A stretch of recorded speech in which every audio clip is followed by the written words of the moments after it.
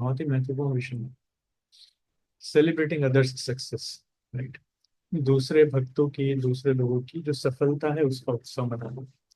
ये टॉपिक हमने पिछली बार हल्का सा इसको टच किया था, पिछले सत्र में हमने ईर्ष्या के ऊपर चर्चा करी थी। तो ईर्ष्या अ, किस प्रकार एक मनुष्य का सबसे गंदा इमोशन है, या फिर एक मनुष्य का सबसे खतरनाक खतरनाक इमोशन है, उस विषय में चर्चा करी थी।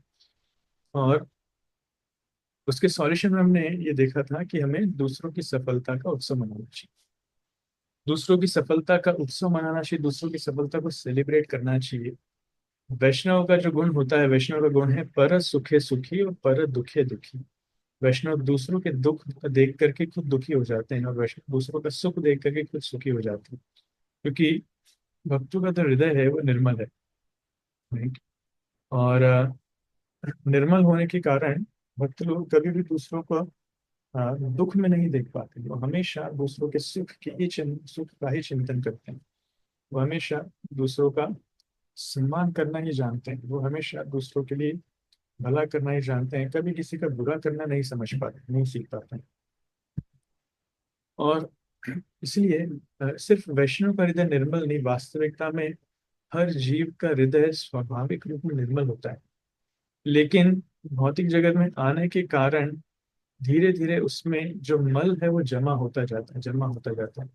और व्यक्ति जितना पाप कर्म में लगता है उतना ही ज्यादा धूल, मल, गंदगी उसके ऊपर अनंतों की जमा होते जाती है। और उसके हृदय से ही जो दया का गुण है, सिर्फ दया का गुण नहीं, जितने अच्छे गुण है वो धीरे धीरे ढकते जाते हैं। तो एक व्यक्ति ज्यादा से ज्यादा खूंखार होता जाता है, हिंसक होता जाता है, दयाहीन होता जाता है, और इस प्रकार के दूसरे जितने उसमें अवगुण है वो उसमें आने लगते हैं, राइट। तो स्वभाव निर्मल यही वैष्णव मन, वैष्णव का मन या भक्तों का मन या फिर साधारण व्यक्ति का मन स्वभाव से निर्मल होता है। लेकिन माया के संग में आने के कारण और पाप कर्म करने के कारण धीरे धीरे धीरे धीरे ये कलुषित होता जाता है। तो ये जो कॉन्सेप्ट है सेलिब्रेटिंग अदर्स सक्सेस, दूसरों की सफलता का हम उत्सव मनाएं, वास्तविकता में ये कॉन्सेप्ट इतना दुर्लभ है, इतना रेयर है कि इस विषय में बाहर के लोग बात नहीं करते। बात करना तो दूर की बात है, बाहर के लोगों को इस विषय में पता ही नहीं है कि ऐसा कुछ विषय हो भी सकता है कि हम दूसरों की सफलता का उत्सव मनाएं। इसलिए ये टॉपिक आपको सिर्फ भक्तों के समाज में दिखेगा, बाहर का कोई स्पीकर इसके ऊपर बात नहीं कर सकता। उन लोगों के दिमाग में ही नहीं आ सकती ये चीज कि हम इस विषय के बारे में भी सोच सकते हैं। ज्यादा से ज्यादा लोग ये सोचते हैं ठीक है हमें ईर्ष्या नहीं करना चाहिए। ज्यादा से ज्यादा लोग ये सोचते हैं ठीक है हमें दूसरों के लिए भले के लिए कार्य करना चाहिए। लेकिन दूसरों की सफलता का उत्सव मनाना चाहिए? अरे लोग हमारी खुद की अपनी सफलता का उत्सव मनाते हैं। लोग अपनी खुद की सफलता का उत्सव मनाते हैं जब वो पास हो जाते हैं, जब उनका बर्थडे आता है, या फिर जब उनकी शादी होती है, सालगिरह आती है, एनिवर्सरीज होती हैं, बच्चों के साथ कुछ अच्छा होता है, कुछ प्राइजेस मिलते हैं, मेडल्स मिलते हैं। लोग इतनी सफलता का उत्सव मनाते हैं और पूरी दुनिया में बताना चाहते हैं देखो मैं कितना सफल हो गया। दिस इज कॉमन फिनोमिना, हर कोई अपनी सफलता का उत्सव मनाता है, लेकिन दूसरों की सफलता का उत्सव मनाना ये तो बड़ा ही दुर्लभ है। साधारणतः होता नहीं है, सिर्फ एक ही जगह होता है। माता पिता अपने बच्चों की सफलता का उत्सव मनाते हैं, बच्चे दरअसल अपनी माता पिता। तो एक ही परिवार में परिवार वाले एक दूसरे की सफलता का उत्सव मनाते हैं, लेकिन बाहर वालों के लिए संभव नहीं, वेरी रेयर कॉन्सेप्ट। इसलिए लोग इसके ऊपर ज्यादा चर्चा करते नहीं। लेकिन ये वैष्णव समाज में बहुत ही महत्वपूर्ण है, बहुत ज्यादा महत्वपूर्ण है, राइट। और पिछले सत्र में हमने देखा था ईर्ष्या को लेकर के कि ईर्ष्या इतनी ज्यादा कठिन हो सकती है, या फिर ईर्ष्या इतनी ज्यादा आ, खतरनाक हो सकती है कि एक व्यक्ति को वो एक राक्षस के समान बना सकती है, राइट। इसलिए कहते हैं monsters are born in jealousy. ईर्ष्या के कारण या मात्सर्य के कारण राक्षस जन्म लेते हैं। एक व्यक्ति पूरी तरीके से राक्षसी स्वभाव का हो जाता है, ये हमें सीखना चाहिए। कलयुग में इसको बहुत ज्यादा जस्टिफाई करने की आवश्यकता नहीं है। कलयुग में इतने सारे लोग हैं जो इतने राक्षसी प्रवृत्ति वाले हो चुके हैं जिससे कोई हद नहीं।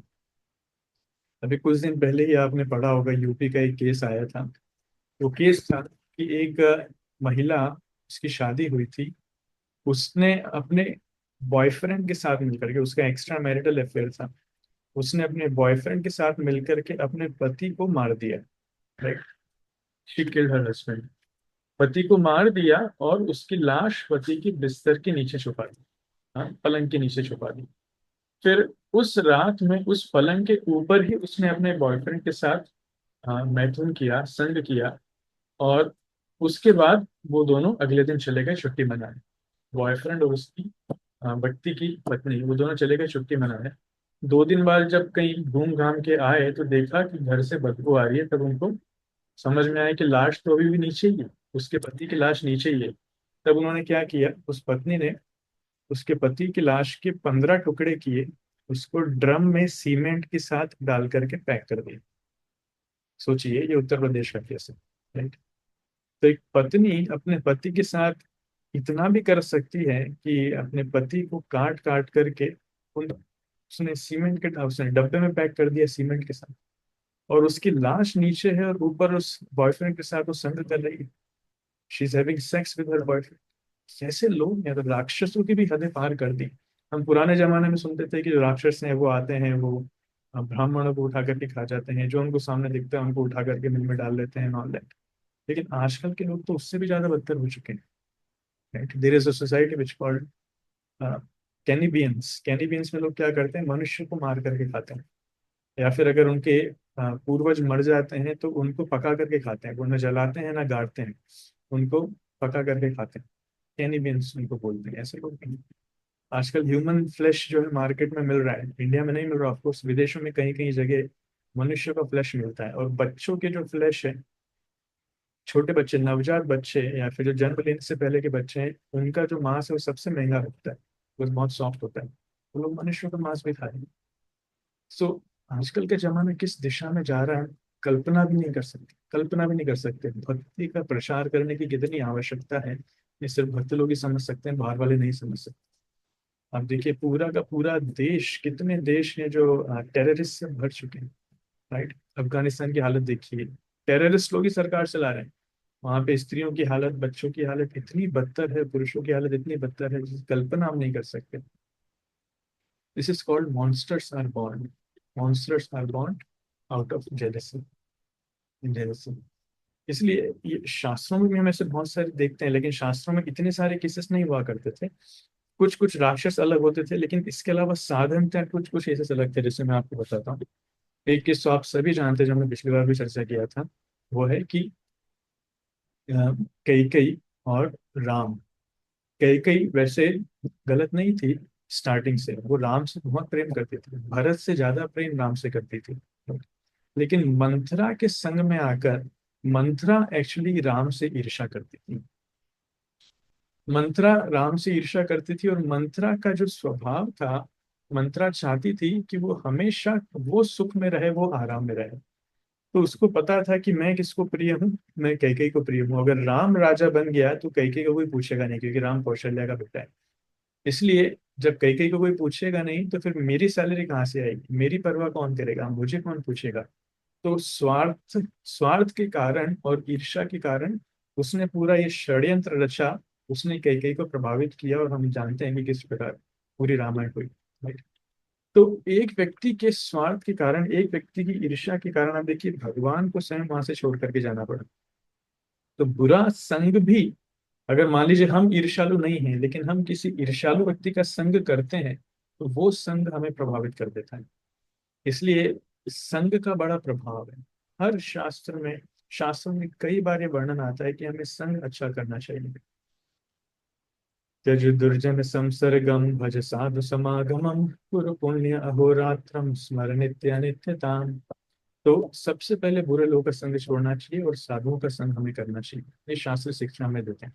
साधु संग मतलब भक्तों का संग हमें करना चाहिए।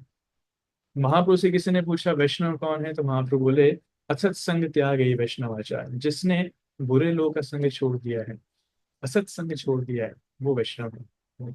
असत कौन है, असत कौन है, असत की परिभाषा आती है कृष्ण स्त्री संगी, कृष्ण अभक्त। हाँ, व्हाट इज दैट वर्ड, किसी को याद है? 2-3 पॉइंट्स बोलते हैं महाप्रभु। जो व्यक्ति स्त्री संग करता है, जिसके मन में भौतिक वासनाएं हैं, और जो कृष्ण का अभक्त है, वो असत है। तो ऐसा व्यक्ति जो कृष्ण का भक्त नहीं है, जो भौतिक कामना जिसके मन में रहती है और जो स्त्री संग करना चाहता है, वो असुर है। ऐसे व्यक्तियों का संग में छोड़ना चाहिए। प्राय हमें बिगाड़ने वाले इस प्रकार के लोग ही रहते हैं, इस प्रकार के हमारे मित्र ही रहते हैं, या फिर कलीग्स रहते हैं, कुछ ना कुछ लोग जो हमें बिगाड़ते हैं। तो सत्संग में आना चाहिए। सत्संग में भक्त लोग हमें सुधारेंगे। जब भी हम कुछ दुख में आएंगे, कष्ट में आएंगे, तो भक्त लोग ही हमें बचाएंगे। Right? तो ये हमने देखा। एक क्लासिक केस में आपको बताता हूँ जो श्रीमद् भागवतम में आता है। वो है राजा चित्रकेतु का। हो सकता है आप लोगों ने कहानी सुनी होगी। राजा चित्रकेतु का केस बहुत फेमस है और बहुत ही महत्वपूर्ण केसेस में से एक है। आप ध्यान से सुनिएगा, आपको समझ में आएगा कि अ, भारत के राजा हुआ करते थे राजा चित्रकेतु, एक समय, काफी समय पहले की बात है। लेकिन उनकी संतान नहीं थी कोई भी। और संतान की चाह में राजा चित्रकेतु शादी करते गए, करते गए, करते गए, एक के बाद एक, ऐसे उन्होंने बहुत सारी शादी कर ली, बहुत सारी शादी। लेकिन भाग्यवश एक भी रानी से उनकी कोई संतान नहीं हुई। Correct? तो ऐसे कई साल निकल चुके थे, राजभार तो चल रहा है, लेकिन जब संतान नहीं है तो राजा चित्रकेतु काफी चिंतित थे, परेशान थे कि संतान नहीं हो रही, इस राज को संभालेगा कौन। वर्णन आता है, पुत्रहीनम गृहम शून्यम। तो जब घर में अगर कोई संतान नहीं है तो माता पिता को या फिर पति पत्नी को घर एकदम बेकार लगता है, शून्य लगता है, ऐसा लगता है घर किसी काम का नहीं है। वो मैरिज विफल मानी जाती है अगर माता किसी की संतान ना हो, इस लाइक से। तो इतने ज्यादा दुखी थे वो कि एक बार दुख उन्होंने यज्ञ करवाया। राइट। यज्ञ करवाया और उसमें अ, जब ब्राह्मण थे, उन्होंने ब्राह्मणों ने आहुतियां देकर के यज्ञ से एक खीर उत्पन्न करी। वो खीर रानी को दी, लेकिन उसमें बताया कि इसको अगर हम पान करेंगे तो it was not like that actually, I am forgetting. तो राजा बहुत ज्यादा दुखी थे। उस समय नारद मुनि वहां पर आए थे और नारद मुनि से राजा ने प्रार्थना करी थी कि राजा, मुझे एक संतान चाहिए। तब नारद मुनि ने कहा था कि राजा, आपके भाग्य में नहीं, आप उसके लिए प्रयास मत कीजिए, आपके भाग्य में संतान सुख नहीं है। लेकिन फिर भी राजा चित्रकेतु बार बार नारद मुनि से प्रार्थना कर रहे थे। तब उन्होंने आशीर्वाद दिया, ठीक है, अगर आप चाहते हैं तो मैं आपको आशीर्वाद देता हूँ, आपकी एक संतान होगी। और लेकिन ध्यान रखिए, ये जो आपकी संतान है, ये आपके सुख का कारण भी होगी और आपके दुख का कारण भी होगी। आपको मंजूर है? बोले, हाँ हाँ, बिल्कुल। राजा ने सोचा दुख का कारण क्या होगा, ज्यादा से ज्यादा अब कहना नहीं मानेगा, नालायक बनेगा, थोड़ा उपद्रव करेगा, इससे ज्यादा क्या दुख देगा। तो उन्होंने हाँ कर दिया। तो राजा ने हाँ कर लिया और नारद मुनि ने उनको आशीर्वाद दिया और बोला भी सही कि आपके संतान का नाम रखिएगा हर्ष शोक। हर्ष शोक उनके बेटे का नाम है। तो थोड़े दिनों बाद जो सबसे बड़ी रानी थी, वो गर्भवती होती है और उनको एक पुत्र की प्राप्ति होती है। और जब पुत्र होता है तो राजा इतना प्रसन्न होता है, इतना प्रसन्न होता है जिसकी सीमा नहीं। अब होता क्या है, दिन भर राजा जो है उस बेटे के साथ ही अपना समय बिता रहा है सारा। दिन भर रात भर वो उस रानी के साथ, और जिस रानी ने उनको बेटा दिया है उसके साथ समय बिता रहे हैं। और ऐसे करते करते कई दिन निकल गए, कई साल निकल गए, और दूसरी रानियों के साथ राजा समय नहीं बिता पाया। तो दूसरी रानियां जो है ईर्ष्यालु हो रही हैं, वो पहली रानी के प्रति और उसके बेटे के प्रति। राइट। तो राज्य में इकलौती संतान है, एकमात्र उत्तराधिकारी है, सभी रानियों के पास सिर्फ एक ही बेटा है। लेकिन वो सारी रानियां इतनी ईर्ष्यालु हो रही हैं कि उन्होंने सबने मिलकर के प्लान बनाया कि ऐसे क्या हो रहा है, कि ऐसे तो राजा हम पर ध्यान ही नहीं दे रहे। राजा जितना पहले हमसे प्रेम करते थे, अभी राजा उतना प्रेम नहीं करते हैं। तो उन्होंने मिलकर के प्लान बनाया कि हमको इस बच्चे को मारना है। इस बच्चे को हम मार देंगे तब राजा हमारे पास फिर ध्यान देंगे। तो उन्होंने क्या किया, एक बार बच्चे को बुला करके मिठाई में जहर डाल करके खिला दिया और बच्चा मर गया। बच्चा मर गया और राजा इतना दुखी हुआ, इतना संतप्त हुआ, जैसे कोई हद नहीं, मानो कि वो एकदम मरणासन्न हो गया। उसके जीवन से उसके प्राण चले गए। उसका एकमात्र इच्छा, एकमात्र सुख था उसका बेटा, और वो भी अभी चला गया छोटी अवस्था में ही। तो राजा और वो जो रानी थी, बड़ी रानी, उन दोनों की हालत पूरी खराब। किसी से संभल नहीं रहे, किसी से संभल नहीं रहे। राज्यभार तो बहुत दूर चला गया, वो अपना जीवन नहीं संभाल पा रहे, अपने सुख दुख नहीं संभाल पा रहे, खड़े नहीं हो पा रहे, ऐसी परिस्थिति थी। तो उनका बेटा वहां पर मरा हुआ है और राजा की स्थिति वैसी है। उस परिस्थिति में नारद मुनि वहां पर दोबारा आते हैं, और नारद मुनि अपने मित्र के साथ आते हैं वहां पर, अंगिरा मुनि के साथ शायद। और राजा से राजा उनको देख करके फिर खुश होते हैं। राजा उनसे प्रार्थना करते हैं कि नारद मुनि आप कुछ कीजिए, मेरे बच्चे को जीवित कीजिए, मेरे बच्चे को जीवित कीजिए। नहीं, तो नारद मुनि मना करते हैं कि नहीं राजा, ये संभव नहीं है, इट्स नॉट पॉसिबल, ये संभव नहीं है। लेकिन राजा इतने दुखी थे, उनका जीवन का लग रहा था एकमात्र लक्ष्य है सिर्फ उनका बेटा। वो सब कुछ भूल चुके थे, क्या प्रार्थना करना है, नारद मुनि आ रहे हैं, उनका सम्मान करना है नहीं करना है, कैसे बात करना है, कुछ नहीं, वो सिर्फ बेटे बेटे की रट लगाए हुए थे। तो नारद मुनि ने सोचा कि अगर इस व्यक्ति को इनके होश में लेकर के आना है, इस परिस्थिति से बाहर निकालना है, तो इनके बेटे को एक बार वापस लाना पड़ेगा। तो उन्होंने बेटे को वापस लाने का एक प्लान बनाया कि थोड़े समय के लिए इस बेटे की आत्मा वापस इसके शरीर में लेकर के आता हूँ, फिर थोड़े समय बाद ये वापस मर जाएगा। उसको बोलते हैं टॉप अप रिचार्ज। कई बार किसी को वापस थोड़ी सी बात करनी होती है 1-2 घंटे के लिए, तो टॉप अप रिचार्ज कराते हैं 10-15 रुपए का, या थोड़ा सा इंटरनेट चलाना होता है, तो it's kind of top up. तो तो बेटे को वापस लाया जाता है और छोटा सा बेटा जीवित हो जाता है, जैसे आपको पिक्चर में दिख रहा होगा, है ना? छोटा सा बेटा जीवित हो जाता है, और नारद मुनि पूछते हैं कि बेटा तुम कहाँ गए थे? देखो तुम्हारे माता पिता कितने चिंतित हो रहे हैं, कितने दुखी हो रहे हैं, तुम्हारे शोक में वो इतना विलाप कर रहे हैं। तो बेटा बोलते हैं नारद मुनि, कौन से माता पिता? मेरे तो हजारों जन्म हुए, मेरे हजारों माता पिता रहे हैं, आप कौन से माता पिता की बात कर रहे हैं? और फिर बेटा जो है वो पूरी भगवत गीता की फिलॉसफी देने लग जाता है, आध्यात्मिक ज्ञान देने लग जाता है। तो ये सुनकर के राजा चित्रकेतु इतने आश्चर्यचकित हो जाते हैं, तब जाके उनकी आंखें खुलती हैं।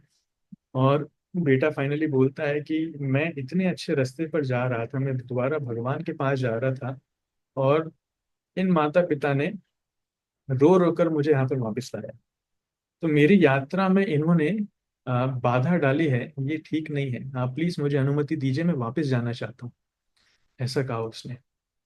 तो राजा तो हक्का बक्का रह गया, उसके आंसू एकदम सूख गए, और वो सोच में पड़ गया चल क्या रहा है, हो क्या रहा है। फिर अनुमति लेकर के बच्चा जो है, उसकी आत्मा दोबारा उस शरीर को छोड़ करके चली जाती है, और शरीर उसका वहीं पे मर जाता है। लेकिन इस बार राजा चित्रकेतु रोते नहीं। उनको समझ में आ जाता है कि वास्तविकता में एक शरीर से मैं कितना आसक्त हो गया था, लेकिन जो व्यक्ति है वो तो आत्मा है।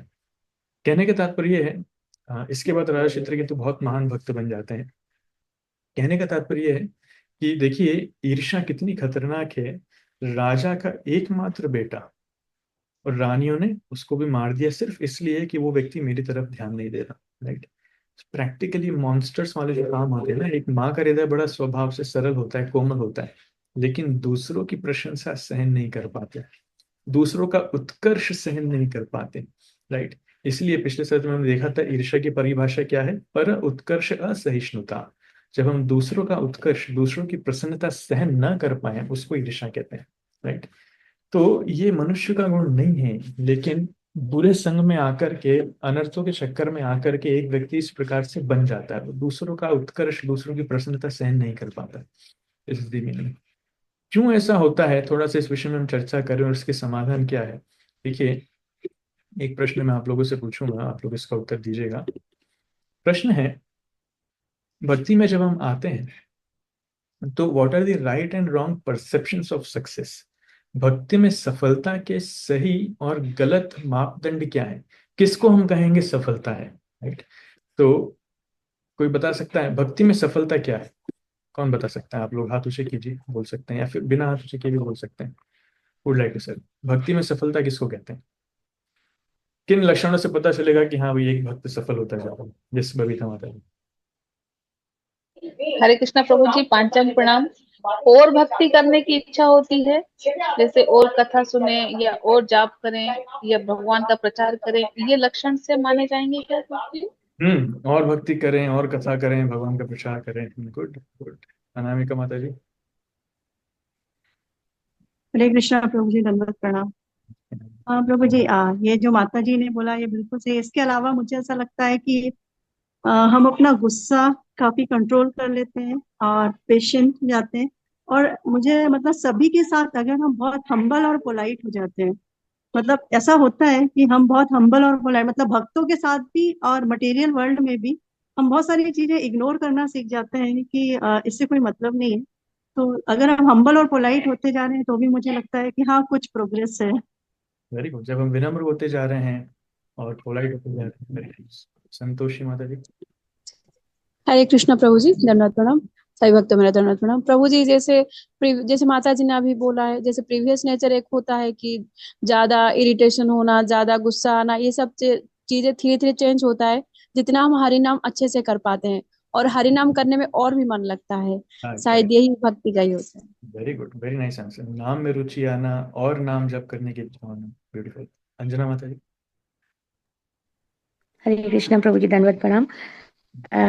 मुझे लगता है प्रभु जी, जैसे जब हमारी शरणागति कृष्ण और वैष्णव के प्रति बढ़ती है, और जब हम अपने जीवन में होने वाली समस्त घटनाओं के पीछे भगवान का प्लान समझने लगते हैं कि जो भी हो रहा है वो कहीं ना कहीं कृष्ण के प्लान के तहत हो रहा है, तो हम शायद आगे बढ़ रहे हैं प्रभु जी। बिल्कुल। हरे कृष्णा, भगवान धन्यवाद। शरणागति बढ़ने लगे और भगवान के प्लान्स पर भरोसा आने लगे। जो कुछ हो रहा है भगवान के द्वारा अरेंज हो रहा है। बहुत सुंदर। यस, संध्या माता जी।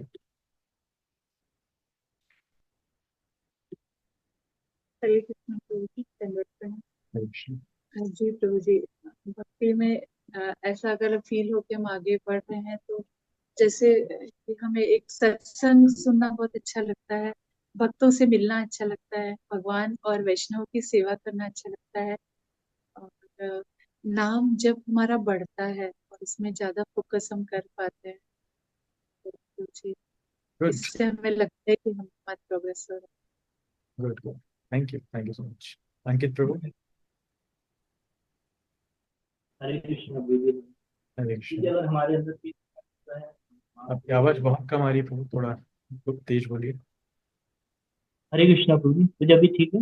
हाँ जी। प्रभु जी, अगर हमारे अंदर की जो अनर्थ है, काम क्रोध लोभ मोह ईर्ष्या, अगर ये हम हमारे अंदर कम हो रहे हैं, तो हमें समझना चाहिए कि हम भक्ति में सक्सेसफुल हो रहे हैं। Very nice. जब अनर्थ हमारे कम होते जा रहे हैं तब मानसिक सफलता आएगी। बहुत सुंदर। ठीक है। अब इसके अलावा गलत सक्सेस के पैरामीटर्स क्या हैं? कई बार लोग गलत अवधारणा मान लेते हैं, कुछ पैरामीटर्स को सक्सेस मान लेते हैं जो वास्तविकता में सक्सेस नहीं होती। ऐसे कौन से हैं सक्सेस की गलत अंडरस्टैंडिंग भक्ति में? उसमें ये होता है प्रभु जी कि जैसे हम कोई गलत कर्म भी कर रहे हैं तो हमें ये भरोसा हो जाता है कि हमें भगवान, फिर भी हम अगर प्रे कर रहे हैं तो भी भगवान हमें बचा रहे हैं। अगर हाँ, हम अनर्थ गलत भी कर रहे हैं तो हमें लगता है हम भक्ति कर रहे हैं, मतलब हम बच जाएंगे राइट, या राइट। हम सही कर रहे हैं। हम पाप कर्म करते जाते हैं और हमें लगता है तो हमारे हरिनाम तो कर ही रहे हैं, हरिनाम बचा लेगा। तो जी नाम जी। पाप किए जा रहे हैं, वो नाम नहीं हो रहा, वो नाम अपराध हो रहा है। उसमें नाम नहीं बचाएगा कभी। Very nice. और कुछ सोचिए। प्रभु जी, कभी कभार ऐसा भी होता है कि कुछ लोग अपने आप को ही भगवान भक्ति करते करते समझने लगते हैं हम ही खुद ही भगवान है, मतलब ये चीज ये है। राइट। खुद को ही भगवान मान लिया। लोग बोलते भी हैं हम तो खुद भगवान के अवतार हैं। जी। प्रभुपाद कहते थे no, you are not God, you are dog, D O G dog. ठीक है। और कोई कुछ सोच पा रहा है? यस, अंजना माता जी। हरे कृष्णा, धन्यवाद प्रणाम प्रभु जी। जब हमारे सामाजिक प्रतिष्ठा से हम प्रसन्न होने लगे कि हम्म सोसाइटी हमें कितना अप्रिशिएट कर रही है, हम जब भक्ति करने के माध्यम से हमें प्रतिष्ठा मिलने लगे और उस प्रतिष्ठा में हमें आनंद आने लगे, तो हम भक्ति कई बार इसीलिए करते हैं कि अगर ज्यादा प्रतिष्ठा मिलती जाएगी तो हम सोचेंगे हाँ अभी अभी सफल होता जा रही है। प्रभु जी तो बहुत बड़े प्रचारक बन गए, बहुत फेमस हो गए, हाँ तो बहुत बड़े भक्त हैं। तो बड़ा फेमस होना मतलब बड़ा भक्त की परिभाषा कई बार मापना ये गलत है। यस, बबीता माता जी। हरे कृष्णा प्रभु जी, पांचांग प्रणाम। कभी कभी जैसे आर्थिक उन्नति होती है तो व्यक्ति समझता है कि मुझे भक्ति में सफलता मिल रही है। आर्थिक उन्नति होना, जीवन में सब कुछ अच्छे से चलना, उसको भक्ति में सफलता माना जाता है। Very nice. आप लोग काफी सरल भक्त लोग हैं, मैं थोड़ा कठिन हूँ, इसलिए मैं आपको और जटिल चीजें बताता हूँ क्या क्या होता है। यहाँ पर है गलत परिस्थिति में क्या क्या है कि जब हमें दिखता है कि एक व्यक्ति की पोजीशन बढ़ती जा रही है, आया है वो मंदिर में एक नए भक्त के रूप में, धीरे धीरे उसको डिपार्टमेंट हेड बना दिया, धीरे धीरे उसको एक पोजीशन दे दी, प्रेसिडेंट बना दिया उसको, या उसको और बड़ी पोजीशन दे दी। तो जितनी बड़ी पोजीशन लगती है तो फिर वो उसको फील होता है हाँ मैं भी तो मैं प्रगति कर पा रहा हूँ। इस प्रकार से उसको फील होता है। तो कई बार भक्त लोग यही मान करके चलते हैं कि जिसके पास जितनी बड़ी पोजीशन है वो उतना बड़ा भक्त है, राइट। तो जीबीसी है वो और बड़े भक्त हैं, जो गुरु में वो और बड़े भक्त हैं। यस, डेफिनेटली साधारणतः ऐसा है, लेकिन जरूर नहीं कि सिर्फ यही पैरामीटर है कि जिसके पास जितनी बड़ी पोजीशन है वो ही उतना बड़ा भक्त है। भक्ति कोई भी कर सकता है। ध्रुव महाराज 5 साल के बच्चे थे, प्रहलाद महाराज 5 साल के बच्चे थे, कौन सी पोजीशन थी उनके पास, लेकिन बहुत बड़े भक्त थे, राइट। और सेवाओं में अगर सफलता मिलने लगे, सेवाओं में सफलता, मान लीजिए कि कोई व्यक्ति उसको प्रचार में सफलता मिलने लगे, वो सैकड़ों भक्तों को गाइड कर पा रहा है, उसके माध्यम से सैकड़ों हजारों लोग भक्ति जीवन में आए हैं, तो उसको लगता है कि हाँ देखो भगवान की कृपा मुझ पर है, कितने सारे लोग मेरे ऊपर आए हैं, मेरे कारण भक्ति में आए हैं, तो मैं जरूर बड़ा भक्त हूँ, मैं जरूर महान भक्त हूँ। या फिर कोई किसी ने कोई प्रोजेक्ट खोला और बहुत सफल हो गया, या फिर कोई फंड रेजिंग कर रहा है तो बहुत पैसा लेकर के आ पा रहा है, तो उसको लगता है कि हाँ जरूर मैं बहुत बड़ा भक्त हो गया हूँ, मेरी बातें लोग सुन रहे हैं, लोगों को मुझसे बात करना अच्छा लगता है। तो कई बार सेवाओं में सफलता को भगवान की कृपा माना जाता है, लेकिन जरूर नहीं है। हो सकता है भगवान हमको सेवा में असफलता देकर के शुद्धिकरण करें हमारा। शिल प्रभुपाद 40-43 साल असफल रहे, लेकिन बाद में सफलता भगवान ने दी। बिजनेस में सफलता को एक बार भगवान की कृपा मान लेते हैं, भक्ति में प्रगति मान लेते हैं। किसी को अपने गुरु का संग ज्यादा मिलता है तो वो अपने आप को बड़ा भक्त मानने लगता है, कई बार ये भी गलत है। प्रभुपाद जी कहते हैं कि अरे, राजा का सबसे नजदीकी संग लेता है खटमल, तो क्या खटमल बहुत बड़ा भक्त हो गया क्या? नहीं, खटमल खून पीने के लिए आ रहा है, वो बड़ा भक्त नहीं। बड़ा भक्त वो है जो राजा के निर्देश पालन करता है, उसी प्रकार से जो गुरु वैष्णव के निर्देशों को पालन करता है वो बड़ा भक्त है। भले ही उसको बहुत क्लोज एसोसिएशन ना मिला हो, लेकिन निर्देशों को पालन करना, शरणागत होना, वो भक्ति का लक्षण है। जो पॉपुलर होने लगता है, फेमस होने लगता है, उसको लगता है हाँ मैं बड़ा भक्त हूँ। जो अच्छी क्लासेस देने लगता है, अच्छे से कीर्तन गाने लगता है, भजन गाने लगता है, इंस्ट्रूमेंट्स बजाने लगता है, तो ये सब एक्सटर्नल पैरामीटर्स हैं। एक्सटर्नल मतलब बाहरी। कई बार एक्सटर्नल पैरामीटर्स को लेकर के हम सोचते हैं कि चलो मैं बहुत बड़ा भक्त हो गया हूँ, मेरे पास अभी बड़ा ऑफिस आ गया है, ऑफिस में एसी है, बढ़िया टेबल चेयर है, मैं आदेश देता हूँ लोग सलाम ठोकते हैं, yes sir, yes sir, yes Prabhu ji, yes Prabhu ji, yes माता जी, जहाँ जाता हूँ लोग दंडवत करने लगते हैं, तो लगता है हाँ मैं बड़ा भक्त हूँ, अपनी कॉलर ऊँची चढ़ा लेता है। तो दीज आर नॉट पैरामीटर्स। वास्तविक पैरामीटर क्या है जो राइट साइड में लिखे हैं कि taste in hearing in chanting, श्रवण कीर्तन में रुचि उत्पन्न होना, right? और श्रवण करने की इच्छा होना, और जप करने की इच्छा होना, और कीर्तन करने की इच्छा होना, वैष्णव की सेवा करने की इच्छा होना, भगवान की सेवा करने की इच्छा होना, वैष्णव के दासों का दास बनने की इच्छा होना। जब इस प्रकार की भावनाएं मन में आती हैं तब हमें समझना चाहिए कि हाँ भक्ति में प्रगति हो रही है। लेकिन बड़े बड़े लेक्चर दे रहे हैं और नाम जप में सोते जा रहे हैं, बड़े बड़े लेक्चर दे रहे हैं और 16 माला नहीं हो पा रही, माला ही छूट रही, बड़े बड़े लेक्चर दे रहे हैं और शादियों पार्टियों में जाकर के प्यार लहसन खा रहे हैं, तो क्या फायदा? इस प्रकार से भक्ति करके फायदा नहीं। इसलिए सही अंडरस्टैंडिंग जानना जरूरी है। चैतन्य महाप्रभु कहते हैं, न धनम न जनम न सुंदरिम कविताम व जगदीश कामये मम जन्मनि जन्मनीश्वरे भक्ताद् भक्ति रहे तु कि त्वयि। मुझे न धनम, मुझे धन नहीं चाहिए, जन मतलब पॉपुलैरिटी नहीं नहीं चाहिए, सुंदरी नहीं चाहिए, कविता मतलब अच्छे शब्द नहीं चाहिए, मम जन्मनि जन्मनीश्वरे, मुझे मुक्ति भी नहीं चाहिए, हमेशा मेरा जन्म होता रहे, लेकिन भवता भक्ति रहे तू, हमेशा आपकी अहेतु की भक्ति मेरी चलती रहे, भक्ति के द्वारा कुछ मांगने की भी इच्छा नहीं, राइट। हमारे गुरु महाराज एक बहुत सुंदर एक कोट करते थे, श्रील प्रबोधानंद सरस्वती के एक वाक्य का, वो कहते थे कि even if the entire world appreciates me, worships me, but Krishna does not look at me, what is the gain? But even if the entire world spits on me, but Krishna is happy with me, then who cares for the world? मतलब अगर पूरी दुनिया मेरी वाहवाही कर रही है, पूरी दुनिया मेरी तारीफ कर रही है, लेकिन कृष्ण मेरी तरफ देख भी नहीं रहे, तो क्या फायदा उन तारीफों का? लेकिन अगर पूरी दुनिया मुझ पर थूक रही है लेकिन कृष्ण मुझसे प्रसन्न हो, तो उस दुनिया की परवाह कौन करता है? ये वास्तविक सफलता की परिभाषा है, राइट। वास्तविक सफलता कृष्ण की नजरों में है कि आप हम कृष्ण के प्रिय बनते पा रहे हैं कि नहीं, या कृष्ण हमें पसंद कर रहे हैं कि नहीं, क्या अभी भी हम हमारी कॉलर ऊंची करने के लिए लगे हुए हैं, क्या अभी भी हमारे सम्मान बचाने के लिए लगे हुए हैं कि लगे नहीं मेरा सम्मान नहीं डूबना चाहिए, मैं सिर्फ वैसी प्रोजेक्ट्स करूंगा, वैसी सेवा करूंगा जहाँ मेरी नाक न कटे। अरे गुरु वैष्णव आपको दूसरी जगह लगाना चाहते हैं, नहीं नहीं गुरु महाराज वो नहीं करूंगा, मैं यहाँ पर मैं अच्छे से नहीं कर पाऊंगा, मैं ये करूंगा, ये मैं मेरे हिसाब से मैं अच्छे से कर पाऊंगा। ये भक्तों का स्वभाव नहीं है। भक्तों का स्वभाव है गुरु वैष्णव जैसा चाहते हैं, सफलता हो या विफलता हो वो हमारा मैटर नहीं है, राइट। क्या क्या नेगेटिव बैरियर्स हो सकते हैं इसमें? तो हमें देखना चाहिए जो हमें दूसरों की सफलता का उत्सव बनाने में रोकते हैं, जो हमें ईर्ष्या से मुक्त होने में हमें रोकते हैं, कैसे समझें, राइट। देखिए चैतन्य चरितमृत में से बहुत सारे केसेस आते हैं जिसके बारे में वर्णन आता है।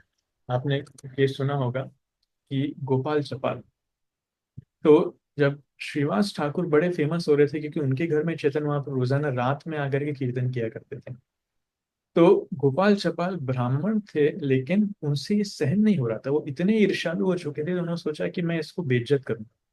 तो रात में जाकर के उन्होंने काली पूजा का सामान वहां पे रख दिया। काली पूजा मतलब जो तांत्रिक विद्याओं वाला सामान होता है ना, शराब, नशा, सिंदूर, कंगन और नारियल, कपूर और साथ में मांस वगैरह, ये सब जाके उनके घर की जस्ट गेट के बाहर रख दिया। और जैसे ही सुबह सुबह गेट खुला, श्रीवास ठाकुर देखते हैं ये क्या है, तो समझ जाते हैं किसी का ये कार्य है जो मुझे बदनाम करना चाहता है। लेकिन भक्तों की ये भी इच्छा नहीं कि मैं अपनी बदनामी को दूर करूं, मेरा सम्मान बना रहे हैं, वो उनसे सम्मान से और बदनामी से कि उनको फर्क नहीं पड़ता। तो श्रीवास ठाकुर वहीं पे जोर जोर से चिल्लाने लगते हैं, सबको बुला लेते हैं, आओ आओ देखो देखो मेरी असलियत क्या है, मैं कृष्ण भक्त बनने का ढोंग करता हूँ लेकिन वास्तविकता मेरी असलियत ये है कि मैं काली का पूजक हूँ, काली की सेवा करता हूँ। तो लोग मानते नहीं, बोले नहीं नहीं ये कोई और रख के गया जरूर, आप ऐसा कर ही नहीं सकते, हमको आपके ऊपर इतना विश्वास है, आप ऐसा कर ही नहीं सकते। और उसके कारण होता क्या है कि 3 दिन बाद ही गोपाल चपाल को कोढ़ हो जाता है, और उस कोढ़ के कारण उसके शरीर का एक एक अंग जो है वो गिर कर नीचे गल करके गिरने लगता है। तो उसको अपना अपराध समझ में आता है, फिर वो चैतन्य महाप्रभु के पास जाता है, चरणों में गिर करके माफी मांगता है, महाप्रभु उसको क्षमा नहीं करते हैं। बोले तू पापी, तू नीच, तूने श्रीवास ठाकुर जैसे भक्त का अपमान किया, उससे ईर्ष्या करता है, तुझे तो मैं अनंत काल तक नरक में सड़ाऊंगा, वहां पे कष्ट दूंगा तुझे, तेरा कभी उद्धार नहीं होगा, कभी माफ नहीं करूंगा। महाप्रभु इसको माफ नहीं करते हैं, राइट। तो जो भक्तों से ईर्ष्या करता है, महाप्रभु इसको माफ नहीं करते हैं। एनीवे पॉइंट इज कि जब हमें दूसरों की प्रसन्नता को या फिर दूसरों को भक्ति में प्रगति करते हुए या फिर किसी भी फील्ड में प्रगति करते हुए देखते हुए जब हमें प्रसन्नता ना हो, तब समझना चाहिए कि हमारे अंदर ईर्ष्या है, राइट। अगर कोई भक्ति में या फिर किसी किसी भी क्षेत्र में वो आगे बढ़ रहा है, वो सफल हो रहा है, लेकिन हमको वो देख करके खुशी नहीं हो रही, तब समझना चाहिए कि हाँ हम उससे ईर्ष्या कर रहे हैं, राइट। साथ ही साथ मन में अगर ऐसे विचार आ रहे हैं कि अरे यार ये विफल हो जाए तो ज्यादा अच्छा है, इसके काम में थोड़ा बाधा आ जाए, अड़ंगा आ जाए तो ज्यादा अच्छा है, कहीं ना कहीं ये दुखी हो जाए, कोई तो आकर के इसका प्लान चौपट कर दे तो अच्छा है, राइट। या दूसरों के अचीवमेंट्स को लेकर के हमारे अंदर इनसिक्योरिटी आने लगती है, और हमें लगता है ये इतना आगे बढ़ गया तो मुझे कौन पूछेगा, ये इतना फेमस हो गया तो मेरे लेक्चर्स कौन सुनेगा, ये इतना अच्छे से गाने लगेगा तो मेरे कीर्तन कौन सुनेगा। ये इनसिक्योरिटी की फीलिंग है, ये ईर्ष्या की फीलिंग है, राइट। एक निर्मल हृदय कभी इस प्रकार से नहीं सोचेगा, वो हमेशा दूसरों की प्रशंसा करेगा। अरे प्रचार करने के लिए कमी थोड़ी है, दुनिया में करोड़ों लोग हैं जो वेट कर रहे हैं, जिनके पास वैष्णव जा नहीं पा रहे हैं। हम गिने चुने 50-100 लोगों को लेकर के लड़ते रहते हैं कि नहीं इनको मैं प्रचार करूंगा, उनको मैं प्रचार करूंगा, राइट।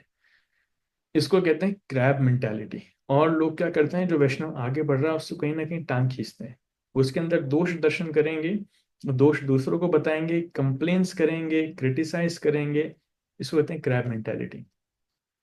जैसे केकड़ा बाहर जाना चाहता है तो उस दूसरे केकड़े उसको टांग पकड़ के नीचे खींचते हैं, वो उसको बाहर जाने नहीं देते, राइट। ये ईर्ष्या का लक्षण है। और अनहेल्दी कंपैरिजन, जब हम अपने आप को दूसरों से कंपेयर करते हैं अनहेल्दी वे में, तो वो ईर्ष्या का लक्षण है। तो ये सारे नेगेटिव बैरियर्स हैं जो हमें ब्लॉक करते हैं कि हम दूसरों की सफलता की उत्सव नहीं मना पा रहे हैं।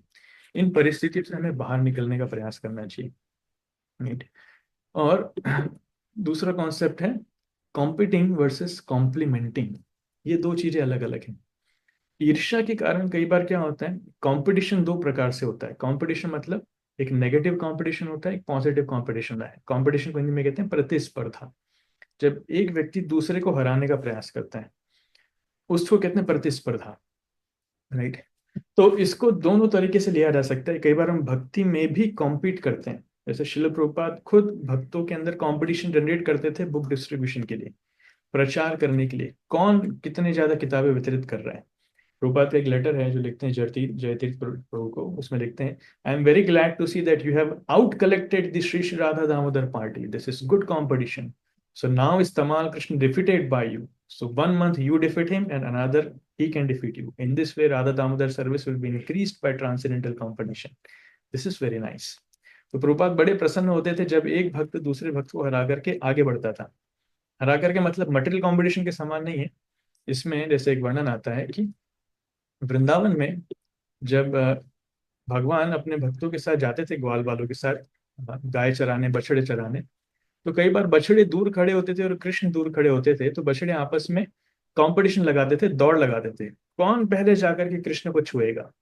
और सारे बच्चे दौड़ रहे हैं, दौड़ रहे हैं, दौड़ रहे हैं, और एक बच्चा जाकर के पहले कृष्ण को छूता है। तो जैसे ही वो छूता है और जब वो बोलते हैं कौन छुएगा, सब बोलते हैं हम पूर्वम, मैं पहले छूंगा, मैं पहले छूंगा, राइट। तो एक कंपटीशन है, एक दूसरे को हराना चाहते हैं। क्यों? क्योंकि कृष्ण को पहले छूना चाहते हैं। तो जो भी कृष्ण को पहले छूता है सब मिलकर के हंसते हैं, हा हा हा, सबको आनंद आता है। भले कोई भी कृष्ण को छुए लेकिन सुखी और खुश सब होते, एवरीवन बिकम्स हैप्पी। तो ये भक्तों का कॉम्पिटिशन है। ठीक यही शब्द हम पूर्वम एक और जगह वर्णन आता है, जब असुर गण देवताओं से अमृत छीन करके भागते हैं, तो असुर लोग आपस में ही एक दूसरे के पीछे पड़ जाते हैं और वो पहले अमृत पीना चाहते हैं। कौन पहले अमृत पिएगा? अहम पूर्वम, अहम पूर्वम। असुर बोलते हैं मैं पहले पीऊंगा, मैं पहले पीऊंगा। तो एक दूसरे को मार करके वो पहले अमृत पीना चाहते, राइट। तो असुरों के बीच में जो कंपटीशन है अहम पूर्वम, इसकी मानसिकता अलग है। वो अपने आप को पहले, अपनी इंद्रिय तृप्ति पहले करना चाह रहे हैं, अपने आप को सुरक्षित करना चाह रहे हैं। लेकिन भक्तों के बीच में जो कंपटीशन है वो भगवान को आनंद देने के लिए, भगवान को केंद्र में रखकर है। तो ऐसे ट्रांसेंडेंटल कंपटीशन की प्रशंसा की जाती है। तो इसलिए लक्षण क्या है, हम कैसे समझेंगे कंपटीशन सही है? जब कंपटीशन के बाद जो व्यक्ति जीत रहा है उसको हम कॉम्प्लीमेंट कर रहे हैं। कॉम्प्लीमेंटिंग मतलब उसकी प्रशंसा कर रहे हैं।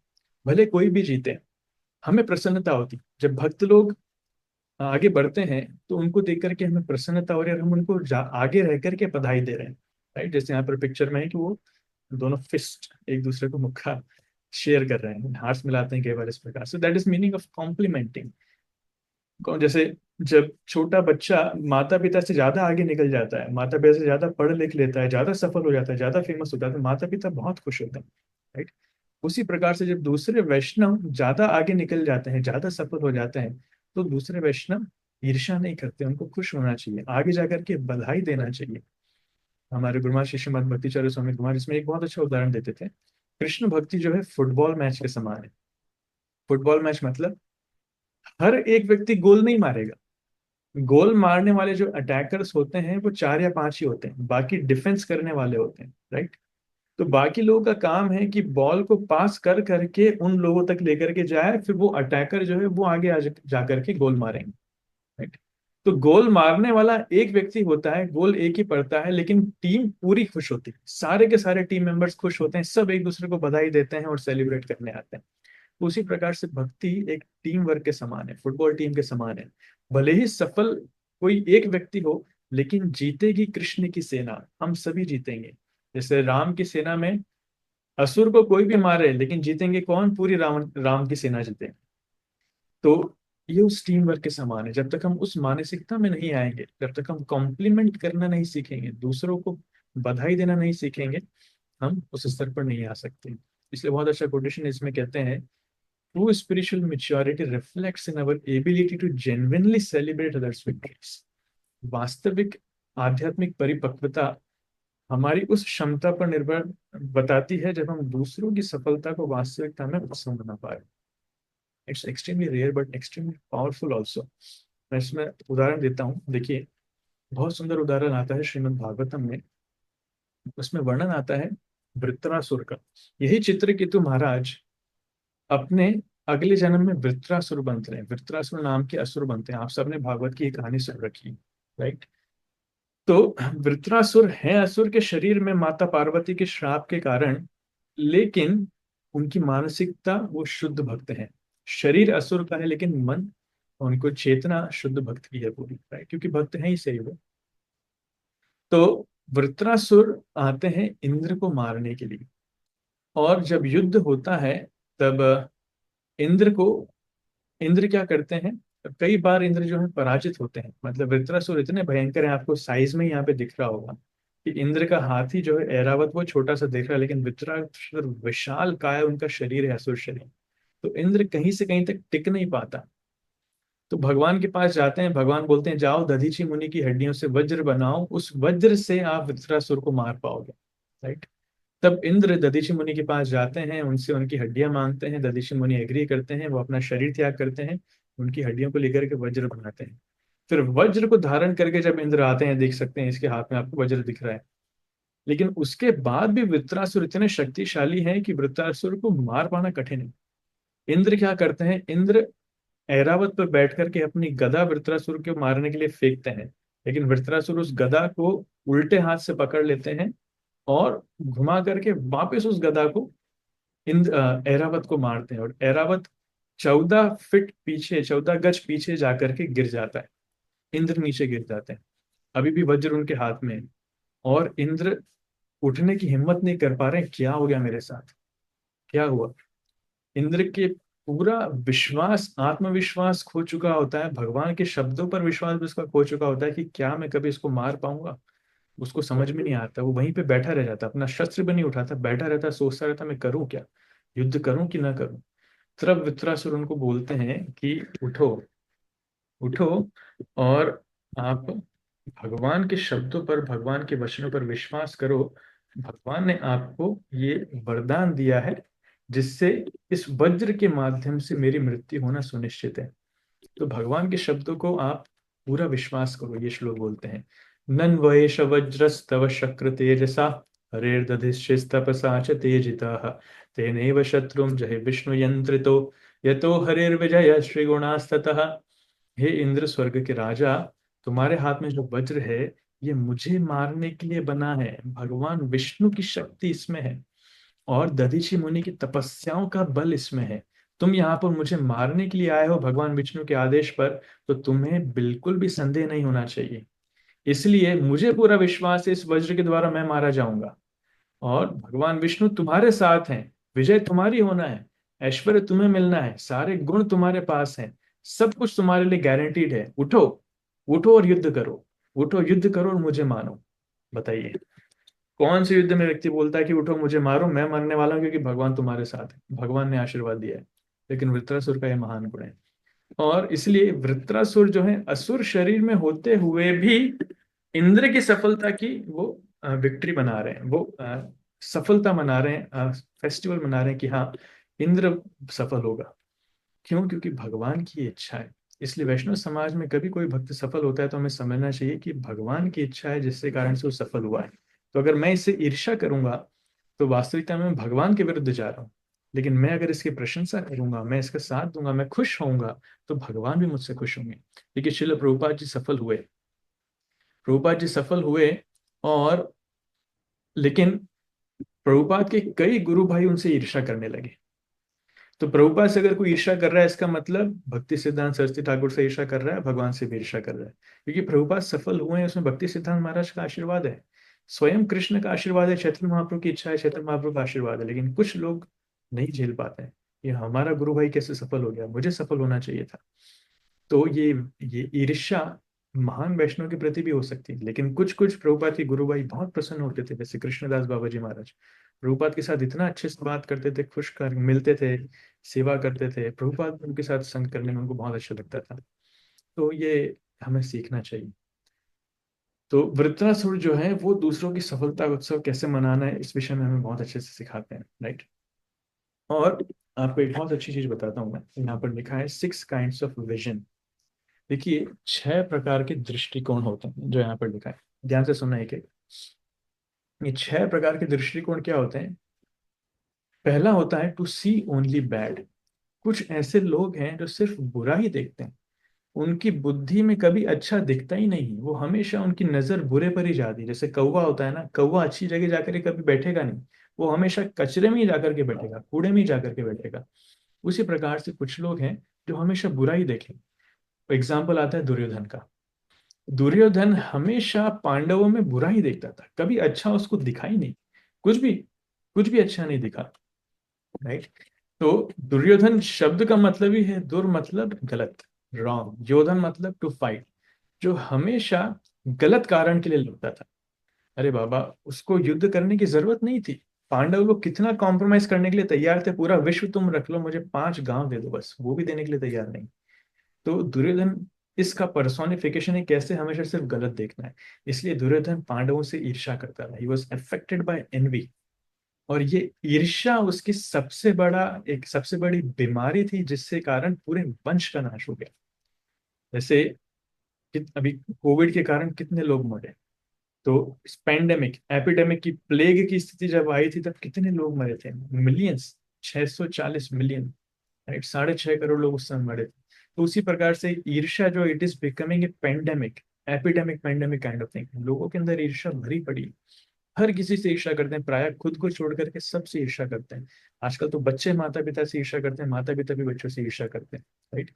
इस फॉल्ट फाइंडिंग का, दोष दर्शन करने का कारण क्या है? ईर्ष्या। ईर्ष्या के कारण व्यक्ति दूसरों में दोष दर्शन करता है, राइट। दूसरे प्रकार के लोग होते हैं to see good and bad but to select only bad. वो अच्छा और बुरा दोनों देखते हैं लेकिन सिर्फ बुरा सिलेक्ट करते हैं, राइट। उनका दोनों देख पाते हैं लेकिन ध्यान बुरे पर ज्यादा जाता है। उदाहरण है दक्ष। तो नारद मुनि ने दक्ष प्रजापति के 10,000 बच्चों को ब्रह्मचारी बना दिया, राइट। तो दक्ष उसको बड़ा क्रोधित हुआ, जैसे जैसे सहन किया उसके बाद नारद मुनि ने अगले 1,000 भक्तों को, बच्चों को और फिर ब्रह्मचारी बना दिया। तो दक्ष इतना भड़क गया, इतना भड़क गया कि नारद मुनि को वो निंदा करने लगा, क्रिटिसाइज करने लगा नारद मुनि के सामने, कि तुम साधुओं की ड्रेस में हो लेकिन तुम साधु नहीं हो, तुम अत्याचारी हो, तुम बिल्कुल क्रूअल हो, क्रूर हो, असाधु हो। इतना भला बुरा बोलने लगा, और बोलता भी है कि मैं ईर्ष्या के कारण नहीं बोल रहा हूँ, ये मैं वास्तविकता तुम्हें बता रहा हूँ। जिसके अंदर ईर्ष्या होती है ना, वो ये नहीं बोलता कि मैं ईर्ष्या के कारण बोल रहा हूँ, मैं सत्य बोल रहा हूँ, वास्तविकता बोल रहा हूँ, इस प्रकार की बातें कर रहा था। तो दक्ष अच्छे बुरे दोनों गुण देख पा रहा है, लेकिन फोकस किस पे कर रहा है? बुरे गुणों को फोकस कर रहा है, राइट। तीसरे प्रकार के लोग होते हैं to see little bad and magnify. जो थोड़ा बुरा देखते हैं लेकिन उसको बहुत बड़ा चढ़ा करके बोलते हैं, बड़ा चढ़ा करके बताते हैं। जैसे शिशुपाल। शिशुपाल क्या करता था? कृष्ण के अंदर थोड़ी सी बुराई दिखती थी, उसकी जो दोष जो प्राय न के समान है या फिर है ही नहीं, कहीं से तो वो दोष निकाल लेगा ढूंढ करके, और उसको लेकर के बड़ा चढ़ा करके सीन क्रिएट करने लगेगा, राइट।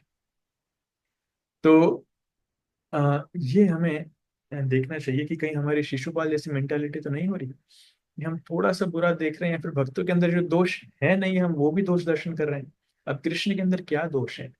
चैतन्य महाप्रभु, जैसे चैतन्य महाप्रभु के अंदर क्या दोष है, लेकिन अमोघ जैसे व्यक्ति चैतन्य महाप्रभु के अंदर भी दोष ढूंढ लेते हैं। रामचंद्रपुरी जैसे व्यक्ति चैतन्य महाप्रभु के अंदर दोष देख लेते हैं। जैसे एक बार चैतन्य महाप्रभु जिस जगह रह रहे थे, उनके घर में काली चींटियां हो गई थी। रामचंद्रपुरी आया तो बोलते हैं, देखो ये सन्यासी होकर के अंदर अंदर छुपा छुपा करके स्वीट्स खाता है, मिठाई खाता है, इसलिए तो काली चींटियां हो रही, नहीं तो काली चींटियां कहाँ से होंगी? अरे बाबा, महाप्रभु महाप्रभु क्या छुपा छुपा करके खाएंगे? लेकिन उनको नहीं देख रहा, महाप्रभु में ढेरों गुण हैं, उनको छोड़ करके बुराइयों पे जा रहे हैं। थोड़ी सी बुराई है उसको बड़ा चढ़ा करके बता रहे हैं, और पब्लिकली क्रिटिसाइज कर रहे हैं। ये शिशुपाल की मेंटालिटी वाले लोग हैं।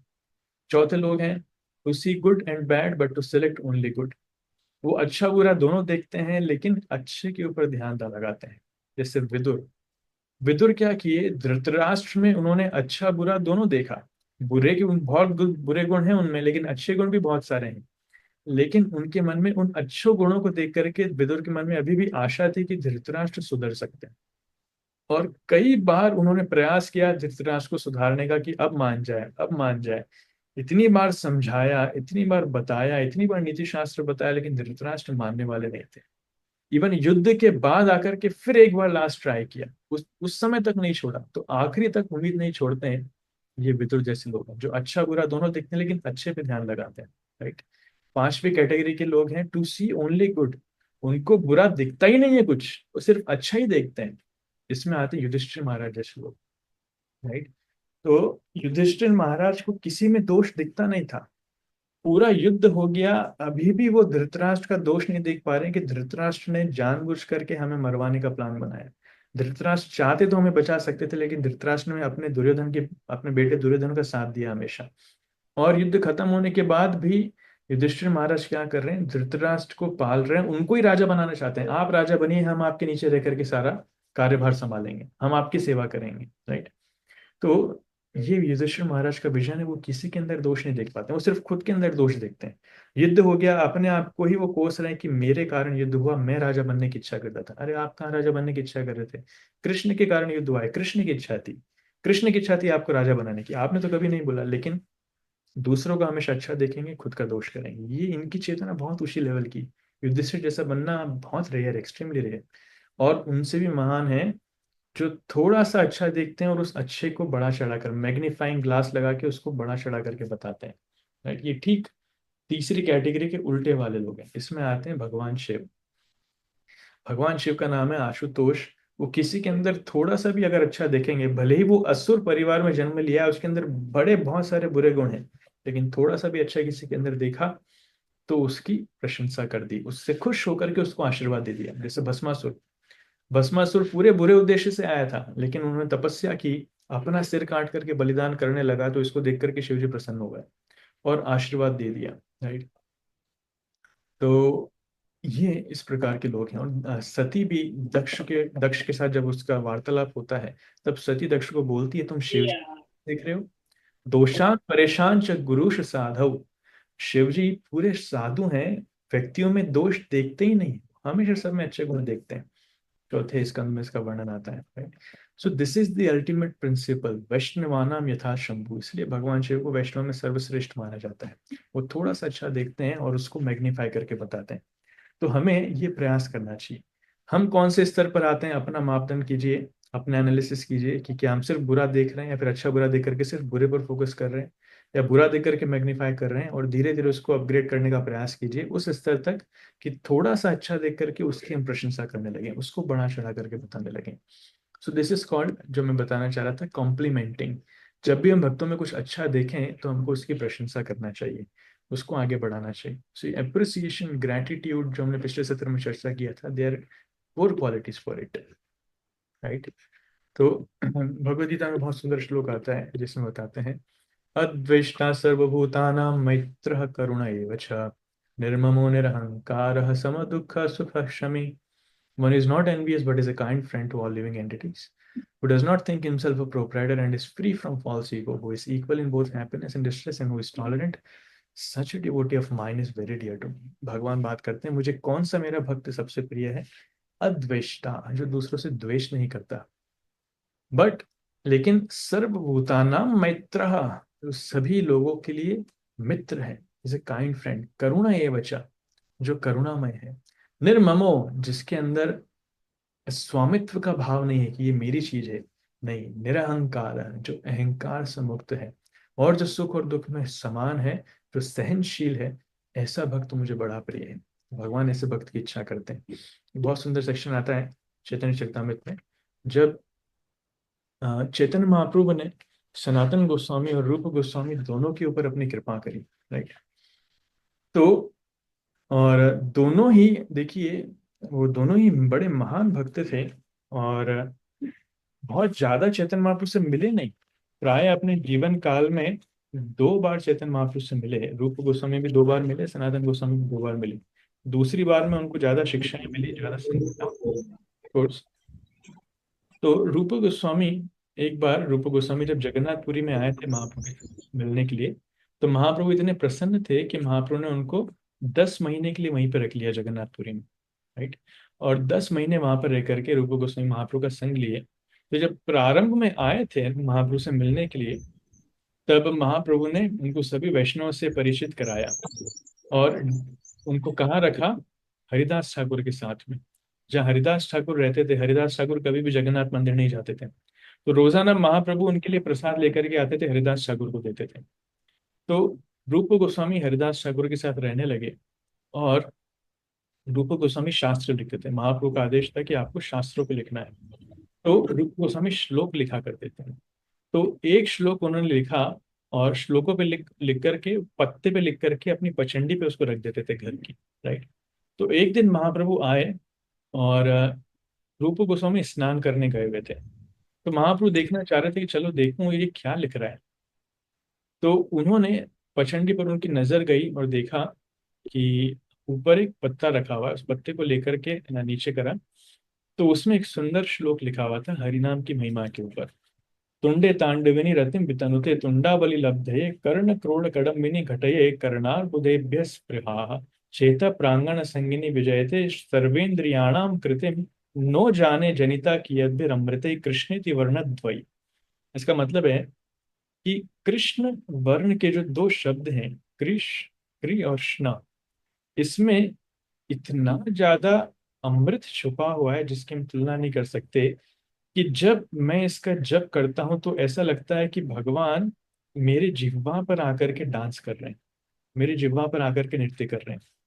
और मेरी इच्छा होती है कि मेरे कई सारे मुख हों जिसके साथ, जिसके द्वारा मैं भगवान के नाम का जप कर पाऊं।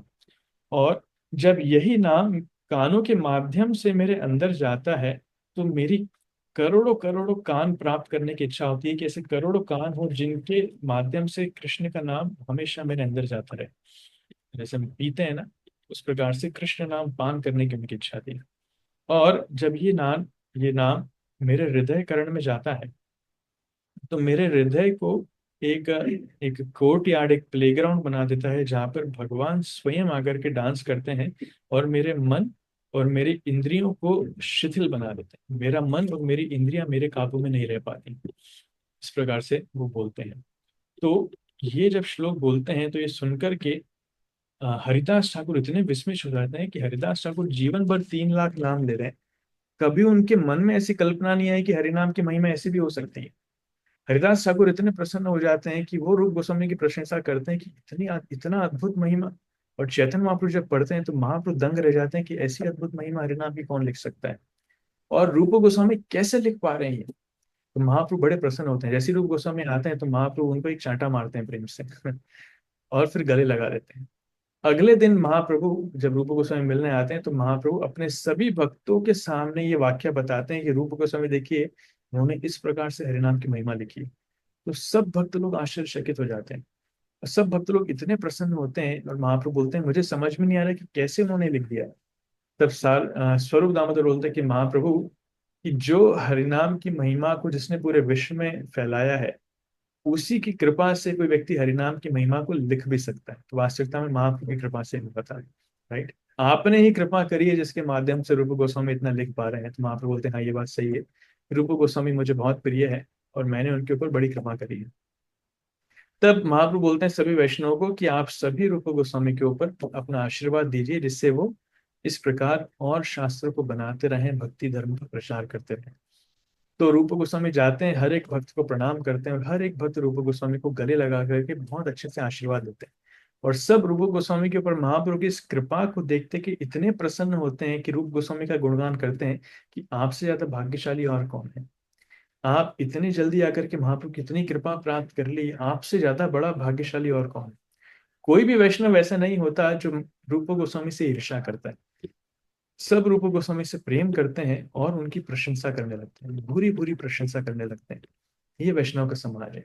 वैष्णव के समाज में एक दूसरे से ईर्ष्या नहीं की जाती, एक दूसरे की प्रशंसा की जाती है, राइट। तो हमें सीखना होगा कि ईर्ष्या के कारण एक व्यक्ति राक्षसी गुणों को विकसित कर लेता है और किस हद तक जा सकता है उसकी हम तुलना भी नहीं कर सकते। हमने कई सारे एग्जाम्पल्स देखे, यूपी की लेडी का केस और कई और मंथरा वाला केस और चित्रकेतु महाराज वाला केस। ये सब क्यों आते हैं? ये सब इसलिए आते हैं जब हम भक्ति के गलत सिद्धांतों के प्रति दौड़ जाते हैं, सफलता के प्रति, कि हमें पोस्ट पोजीशन चाहिए, फॉलोअर्स चाहिए, बड़ा लेक्चरर बनना है, बड़ा कीर्तनियर बनना है, पॉपुलर होना है। ये सब इसके लिए नहीं है। भक्ति में प्रगति का लक्षण है कि हमारे नाम में कितनी रुचि आ रही है, श्रवण कीर्तन में कितनी रुचि आ रही है, वैष्णव की सेवा करने में कितनी रुचि आ रही है, राइट। तो जब हम जप करते हैं, भगवान के दर्शन करते हैं, तो हमें भगवान से पूरे हृदय से प्रार्थना करनी चाहिए कि भगवान, मेरे हृदय में इतने अनर्थ हैं जिससे कारण मैं वैष्णव का सम्मान नहीं कर पा रहा हूँ, वैष्णव का महत्व नहीं समझ पा रहा हूँ।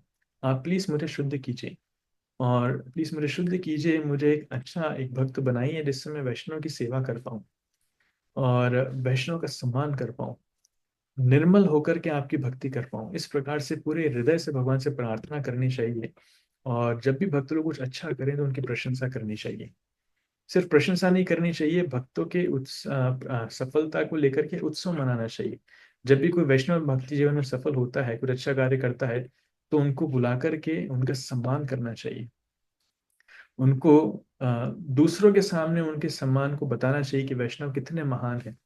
तो जितना हम इस विषय में सोचेंगे कैसे दूसरों को हम आनंद प्रदान कर सकें, दूसरों को सम्मान बढ़ा सकें, उतना ही भगवान हमसे प्रिय होंगे, भगवान हमसे खुश होंगे। क्यों? अद्वेष्टा सर्वभूतानां मैत्रः करुणा एव च। भगवान खुद कहते हैं कि जो ईर्ष्या रहित है, जो दूसरों का मित्र है और करुणामय है, वो मुझे सबसे ज्यादा प्रिय है। Hare Krishna Krishna Krishna Hare Hare, Hare Ram Ram Ram. Thank you so much. So I stop here, समय काफी हो चुका है। किसी का कोई प्रश्न है तो ले सकते हैं। यस, संतोष माता जी।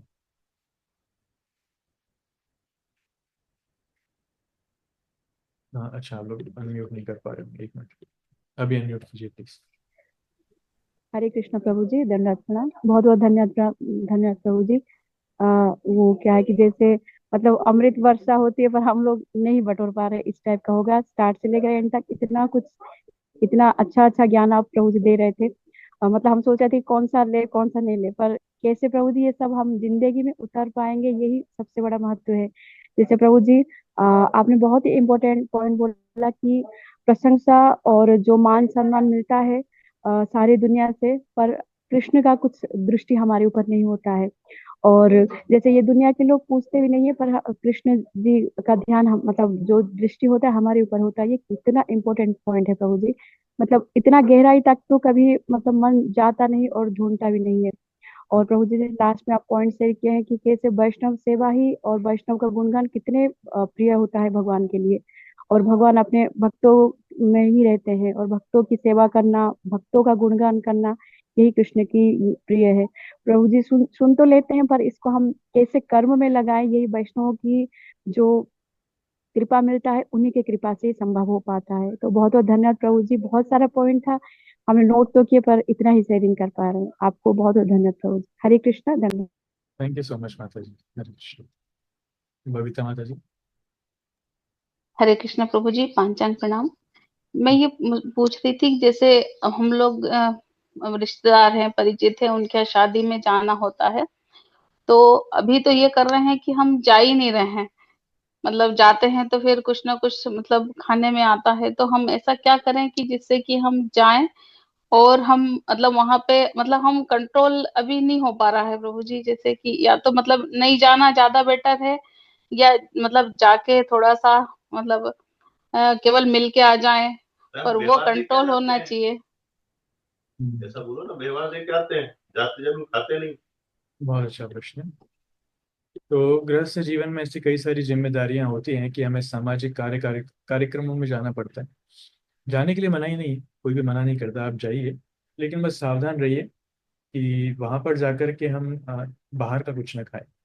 प्रयास कीजिए कि हम लोग भक्तों के द्वारा बनाया हुआ खाएं। और आपको तो कुकिंग आती है, आप तो कुकिंग में एक्सपर्ट हैं। कहीं भी परिवार में जाएंगे, अगर आप खुद के लिए कुछ बनाना चाहेंगे तो कोई मना नहीं करेगा, राइट? तो होता क्या है कि हम डर के मारे हम परिवार वालों से ये शेयर नहीं करते हैं कि हम प्याज लहसुन नहीं खाते। हम डर के मारे हम परिवार वालों को ये बोलते ही नहीं कि हम कृष्ण भक्ति फॉलो कर रहे हैं, तो हमारे ये नियम है। हमें लगता है ये क्या सोचेंगे, इनको कष्ट होगा, इनको तकलीफ होगी, और इस कारण हम खुद ही कॉम्प्रोमाइज कर जाते हैं। हम बोले चलो ठीक है, अब कभी कभार तो प्याज लहसुन खा सकते हैं। नहीं, बिल्कुल नहीं खा सकते। अगर भक्ति में प्रगति करना है तो सिद्धांत ये है, प्याज लहसुन बिल्कुल पूरी तरीके से छोड़ना पड़ेगा। कहीं नहीं खा सकते, किसी परिस्थिति में नहीं खा सकते। कार्यक्रम में आप जाइए, कार्यक्रम में जाने में कोई मना नहीं है, लेकिन आप लोग खुद अपनी कुकिंग कीजिए। या फिर खुद कुकिंग नहीं कर पा रहे हैं तो आसपास दूसरे कोई भक्त हैं तो उनकी मदद लीजिए। आप कहीं किसी भी शहर में जाएंगे तो हर जगह आपको भक्त लोग मिल जाएंगे, उनकी मदद लीजिए, वहां पर प्रसाद खाइए। भक्त लोग तो जब कई बार होता है ना कि मान लीजिए कोई भक्त है और उनके परिवार में ही शादी हो रही है, तो वो अपने घर में ही खाना नहीं खाता है, वो भक्तों के यहाँ जाकर के खाता है। खुद के घर में शादी है, बाहर वालों के हिसाब से खाना बन रहा है, तो खुद के घर में नहीं खाएगा, बाहर जाकर के खाएगा, या फिर बाहर से भक्त लोग उसके लिए प्रसाद लाते हैं। अगर हम लोग हमारे प्रिंसिपल्स पर स्ट्रिक्ट नहीं होंगे तो लोगों को ये मैसेज कभी नहीं जाएगा कि हम लोग भक्ति में हैं। उनको लगता है हाँ ये तो कॉम्प्रोमाइज कर जाएंगे, तो लोग बोलेंगे ठीक है चाय भी पी लो, कॉफी भी पी लो। लोग फोर्स करते हैं, अरे एक बार में क्या जाता है, चाय में क्या समस्या है, कॉफी में क्या समस्या है, प्याज लहसुन में क्या समस्या है। इसलिए भक्ति मतलब हमको हमारे प्रिंसिपल्स पर रिस्ट्रिक्ट रहना चाहिए, राइट? सामाजिक कार्यक्रमों में जाइए, कोई दिक्कत नहीं है, आप खुद की कुकिंग कीजिए। इससे बहुत सारे भक्त लोग हैं जो बाहर बिजनेस मीटिंग्स के लिए जाते हैं जहाँ पर भक्त नहीं है, तो खुद एक छोटा सा सिलेंडर लेकर के जाते हैं और एक छोटी सी तपेली लेकर के जाते हैं, वहां पर जाकर के खुद की कुकिंग करते हैं। क्या जरूरत है बहुत कुछ पूरी सब्जी और इतने सारे आइटम खाने का, सिंपल सा बना करके हम खा सकते हैं। लेकिन भगवान को तो बताना पड़ेगा ना कि हम आपकी भक्ति को प्राप्त करने के लिए कितने सिंसियर हैं। हम हर प्रकार की तपस्या, हर प्रकार के कष्ट को झेलने के लिए तैयार हैं, प्रसाद छोड़ करके हम कुछ नहीं खाएंगे। जब इस प्रकार से हम करेंगे तभी हम दीक्षा के लिए योग्य बनेंगे, नहीं तो हम दीक्षा नहीं ले पाएंगे। राइट। तो this is basic preliminary thing. अगर कुछ संभव नहीं है, ऐसी कई जगह है जहाँ पर कोई भक्ति भी नहीं है, खुद का बनाना भी संभव नहीं है। जैसे पिछले सेशन में माता जी पूछ रही थी कि आउट स्टेशन में जाकर के, कहीं हिल स्टेशन में जाकर के शादियां हो रही है, तो ऐसी शादी में जाने की जरूरत क्या है? What is in it? कितने लोगों को साथ में रखना चाहेंगे? जिनको हम साथ में रख रहे हैं वो लोग हमारे कई बार पूछते नहीं। सिर्फ दिखावटी जीवन जीने के लिए कई बार हम लोग परिवार को साथ में रखते हैं, लेकिन लोगों को खुश करने के लिए, लोगों के हमारे ऊपर एहसान है, परिवार वाले हम उनको हम प्रसन्न करना चाहते हैं। लेकिन भगवान के हमारे ऊपर एहसान नहीं है क्या? भगवान ने क्या हमारे लिए कुछ नहीं किया है? ये परिवार वाले हमको इस जन्म में मिले हैं, लेकिन भगवान तो हमको हर जन्म में हमारा साथ दे रहे हैं। क्या हमको उनको प्रसन्न नहीं करना चाहिए? भक्ति में आने के बाद भी अगर हम इस कंसेप्ट को नहीं समझ पा रहे हैं तो प्रगति कैसे होगी? इसलिए एकदम स्ट्रिक्ट रहना चाहिए। मैं नहीं खाऊंगा, अगर एक दो दिन किसी परिस्थिति में अगर एक दिन खाना नहीं भी खाया तो मेरी गारंटी है कोई मरेगा नहीं, डोंट वरी। भक्त लोग वैसे भी एकादशी रखते हैं, निर्जल एकादशी रखते हैं, कौन प्राण त्याग करता है? कोई नहीं करता है। तो अगर किसी कठिन परिस्थिति में एक वक्त का खाना, दो वक्त का खाना नहीं भी मिल रहा है तो it's not a big deal. ऐसा कोई बहुत बड़ा कष्ट नहीं है, हम मर नहीं जाएंगे। लेकिन भगवान कितने प्रसन्न होंगे जब हम इस प्रकार की तपस्या करेंगे। तो भगवान को खुश करने के लिए जब हम इस प्रकार से स्ट्रिक्ट रहेंगे तो भगवान कितने खुश होंगे, ये ध्यान देना चाहिए। राइट। वैसे आजकल श्रील प्रभुपाद की कृपा से हर जगह भक्त है, प्राय आप कहीं भी जाएंगे तो आपको भक्तों के द्वारा प्रसाद मिल ही जाएगा। हम लोग ट्रेन से ट्रैवल करते हैं, इतने सारे लोग आते हैं, फ्री में प्रसाद देना चाहते हैं, पैसा भी नहीं लेना चाहते, लेकिन फिर भी कहीं कठिन परिस्थिति में कुछ नहीं मिलता तो एटलीस्ट खुद बना लो। कोई ऐसा व्यक्ति नहीं होगा जिसको मेरे हिसाब से बनाना नहीं आता होगा, कुछ तो सिंपल तो लोग बना ही लेते हैं। डज इट हेल्प माता जी? जी प्रभु जी, प्रणाम। Thank you so much. Hare Krishna. और कोई प्रश्न किसी को? हरे कृष्णा प्रभु जी, धन्यवाद प्रणाम। प्रभु जी, इसी से रिलेटेड मैं एक बात शेयर करना चाहती हूँ।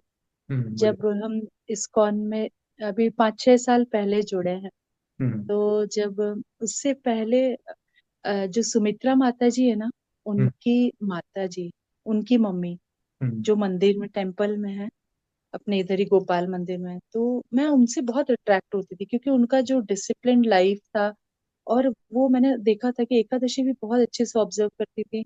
और उनके 5 बच्चे हैं, पांचों बच्चों की जब शादियां हुई हैं तो मैंने खुद ने देखा है प्रभु जी, हजारों लोगों की जो मतलब पार्टी होती थी, लेकिन वो माता जी अपने घर घर में रात को भले ही 2 बजे 1 बजे जब टाइम मिलता, सारे काम से निवृत्त होकर फिर वो 2 रोटी दाल और उसकी सब्जी बनाकर आधे पौन घंटे में बनाती, और फिर अपना भोग लगा के, क्योंकि पट तो बंद हो जाते थे, लेकिन मंत्र बोल के भोग लगा के और फिर वो प्रसाद पाती थी। तो अपने घर में ही शादी है, लेकिन मैंने उनको देखा है, मतलब सुना भी नहीं है, मैंने देखा है उनको कि वो इतना सीरियसली ऑब्जर्व करती थी। और उस दिन से जब मैंने उनको देखा ना, तो मैं इतना मतलब फर्म डिटर्मिनेशन मिलता है। ऐसे जो बड़े भक्त होते हैं, वैष्णव होते हैं ना, उनको देख के बहुत सीखने को मिलता है। और उस दिन से मुझे समझ में आया कि अरे देखो, हम तो अपना कितनी जल्दी हमने अपना मन मोल्ड कर लिया, लेकिन एक ये माता जी हैं कि इतने सारे मिठाई पकवान, इतने सारे आइटम देखकर भी इनका मन नहीं टिका, और इन्होंने अपना ही सूखी दाल रोटी सब्जी बनाई और खाई। तो कितनी बड़ी बात है। तो बस Prabhu ji, I wanted to share this कि वो ऐसे भक्तों को देख के बहुत प्रेरणा मिलती है। और अब इस्कॉन में आ गए तो हम बहुत सारे भक्तों को देखते हैं कि भले वो कितनी ही तकलीफ पाए, कितना ही परेशान हो जाए, लेकिन मन में जो भगवान के लिए सेवा और प्रेम रहता है, उसकी जो शक्ति मिलती है, तो हम उसको ओवरकम कर जाते हैं। ये बात है प्रभु जी। शिल प्रभुपाद का उदाहरण भी इसमें आता है। शिल प्रभुपाद खुद जब अमेरिका जा रहे थे तो कितने लोगों ने उनको बोला कि वहां पर आपको बिना मांस खाए आप रह नहीं पाएंगे, वहां पे सब्जियां मिलती नहीं है। प्रभुपाद बोले कोई बात नहीं, मैं आलू खाऊंगा, दाल खाऊंगा, बस और कुछ नहीं खाऊंगा, लेकिन मांस तो कभी नहीं खाऊंगा। लेकिन आप देखिए भगवान की कृपा कि कभी प्रभुपाद को सिर्फ आलू दाल नहीं खाना पड़ा। भगवान की इतनी अच्छी व्यवस्था थी कि सब कुछ अरेंज हुआ। प्रभुपाद खुद कुकिंग करते थे, खुद कुकिंग करके दूसरों को खिलाते थे। स्टार्टिंग में कष्ट था, लेकिन बाद में इतनी अच्छी व्यवस्था थी कि प्रभुपाद के लिए 56 भोग हमेशा उपलब्ध था। राइट। तो हम अगर थोड़ा सा अडिग रहेंगे तो भगवान जरूर कृपा करेंगे, अगर हम ही विचलित हो जाएंगे तो भगवान कैसे कृपा करेंगे? तो भगवान पर आश्रित रहना सीखना चाहिए। इन कठिन परिस्थितियों में तो हमारी परीक्षा होती है। Nice, thank you. और कोई प्रश्न किसी का?